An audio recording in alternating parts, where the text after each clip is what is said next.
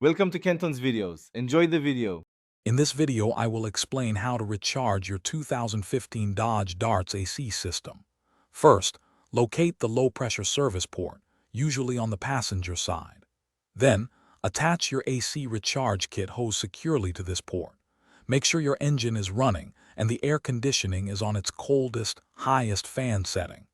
This ensures the compressor is engaged and ready to accept the refrigerant. We'll walk through each step to get your AC blowing cold again.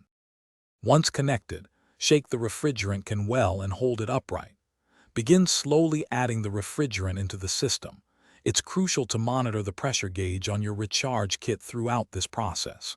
You'll want to add refrigerant in short bursts, checking the gauge frequently. Stop immediately once the gauge reads within the recommended pressure range for your vehicle. Overcharging can cause more problems than undercharging.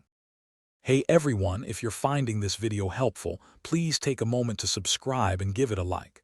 Your support helps us create more content. On another note, quick recommendation. Bring your space to life with the Echo Dot smart speaker. It's a fantastic device for music, news, and smart home control. You can find the link for the Echo Dot and other great deals in the description below. Now, let's get back to the video. After reaching the correct pressure, carefully disconnect the recharge hose from the low-pressure service port. Now it's time to verify your work. Check the air coming from your Dodge Darts vents. It should be consistently cold and strong.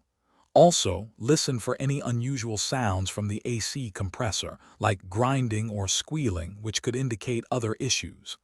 Enjoy your newly refreshed, cold air. Thanks for watching. Consider subscribing if we helped you.